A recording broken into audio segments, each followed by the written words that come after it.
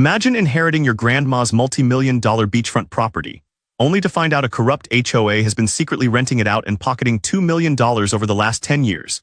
Stay tuned, because today we are looking at how a massive courtroom battle didn't just bankrupt these greedy board members, it literally sent them to jail. I was sitting on my apartment balcony watching seagulls fight over a discarded sandwich when my phone rang. Unknown number. I almost didn't answer, but something made me swipe. Mr. Nathan Cross, this is Patricia Wendell from Hartley & Associates. I'm calling about your grandmother's estate. My grandmother Alina Cross had passed away 3 months earlier. We'd been close when I was younger, but life had pulled us apart. College, work, a failed marriage, the usual excuses. I'm sorry for your loss, the lawyer continued. Your grandmother left you her property in Seabrook Cove. It's a beachfront parcel, approximately 8 acres. I sat up straight, nearly knocking over my coffee. Beachfront? Are you sure? Yes, sir. The deed is clear. It's been in your family for over 40 years. I'd like to schedule a time for you to come in and review the documents. 2 days later, I was sitting in a sterile conference room while Patricia spread papers across the mahogany table. Tax records, surveys, aerial photographs. Property stretched along a pristine section of coastline, right where the dunes met the water. It's beautiful land, she said, though I should mention there's been some development nearby. You'll want to visit sooner rather than later. Development was an understatement. When I drove out the following Saturday, I found myself staring at a gated community called Azure Shores. Pastel-colored beach houses lined perfectly manicured streets. A clubhouse sat perched on what looked like the best view of the ocean. And right at the entrance, blocking access to the public beach, was a guard booth with a mechanical arm and a bored-looking security guard. I pulled up to the window. The guard barely looked at me. Resident or guest, neither. I own the land this community is built on. His head snapped up. Excuse me, I held up the survey map Patricia had given me. This entire development sits on my property. You might want to call your supervisor. 10 minutes later, I was surrounded by 3 people. The guard, a woman in a navy blazer with a name tag that read Lydia Crane, HOA manager, and a man in khakis and a polo shirt who introduced himself as Gerald Finch, president of the Azure Shores Homeowners Association. Gerald's smile was tight and patronizing. Sir, I think there's been a misunderstanding. This community has been here for over a decade. We own this land collectively through the HOA. I unfolded the deed and held it up. According to county records, my grandmother Alina Cross owned this land until her death. It was never sold. Lydia stepped forward, her expression sharp. That's impossible. We have permits, zoning approvals, utility easements. Everything was legally processed. Then someone made a mistake, I said, because I just inherited 8 acres of beachfront property and you're all standing on it. Gerald's face flushed. We'll have our attorney contact you. In the meantime, I'd appreciate it if you didn't disrupt our residents. I glanced past them at the rows of expensive homes, the private boardwalk leading to the beach, the signs that read Azure Shores residents only. I'm not disrupting anyone, I said, and next time I'll have my lawyer with me. That night, I called an old friend from college, Marcus Levin. He'd gone into real estate law and had a reputation for being ruthless when he needed to be. When I explained the situation, he laughed so hard I thought he'd drop the phone.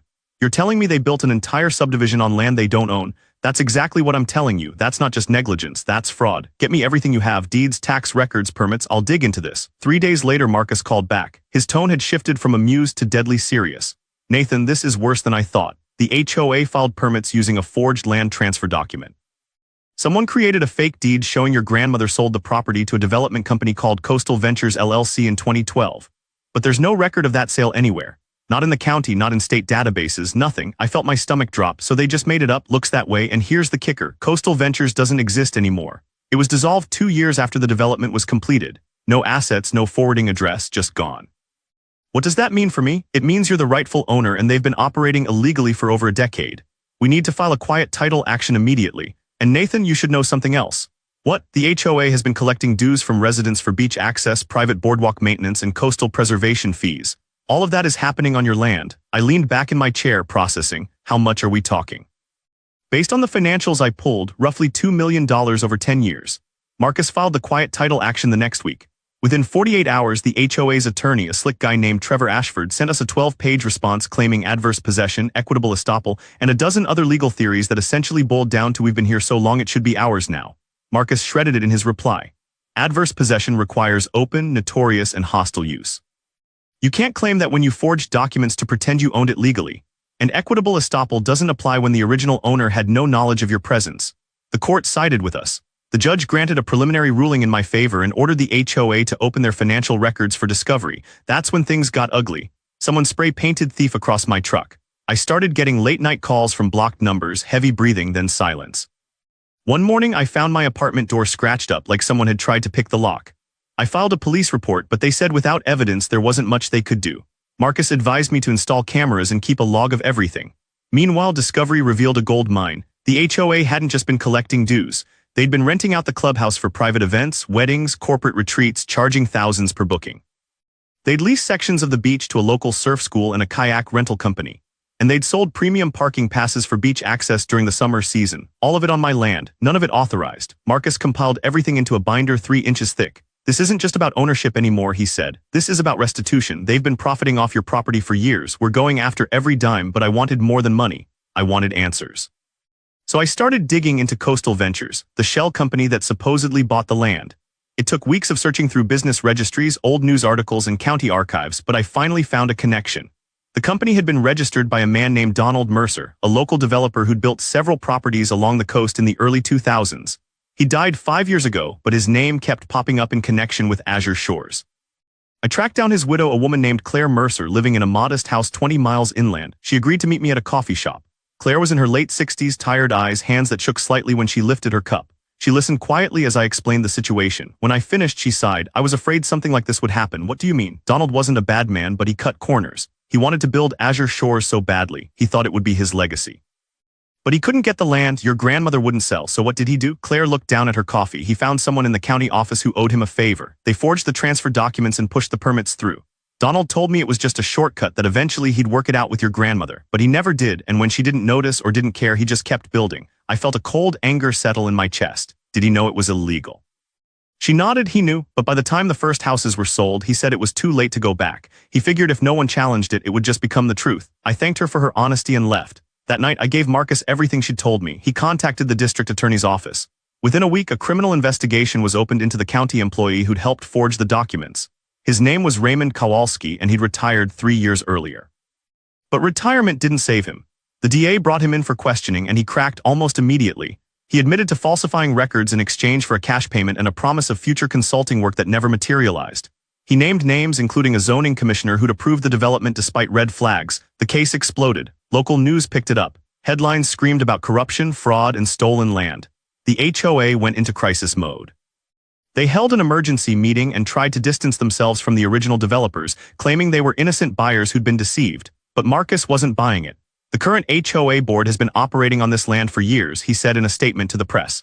"They collected fees, enforced rules, and profited from property they never owned.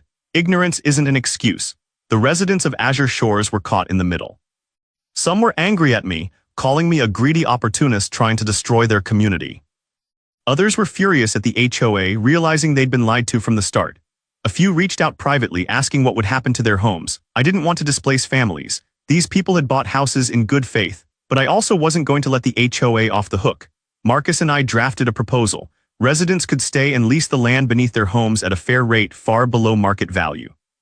The HOA would be dissolved, and a new community trust would be established to manage shared spaces transparently. All profits from beach access events and rentals would go into a fund for coastal preservation and community improvements. And the HOA would pay restitution for the years of unauthorized profit. We presented the proposal at a town hall meeting held in the Azure Shores clubhouse. The room was packed, standing room only. I stood at the front, Marcus beside me, and explained everything.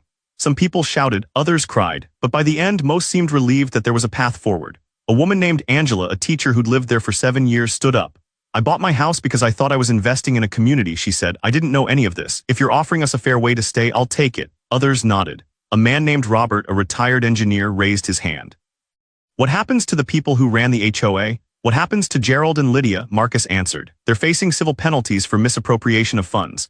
If the DA finds evidence they knew about the forged documents, they could face criminal charges too." The room erupted in murmurs. Gerald Finch, who'd been sitting in the back, stood up and stormed out. Lydia followed, her face pale. 2 weeks later, the HOA board resigned en masse.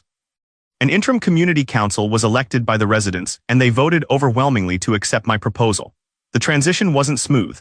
There were legal battles over specific parcels, disputes about lease terms, and plenty of residents who refused to speak to me. But slowly, things stabilized. The clubhouse was renovated and reopened as a true community center. The beach access fees were eliminated, and the private boardwalk was open to the public.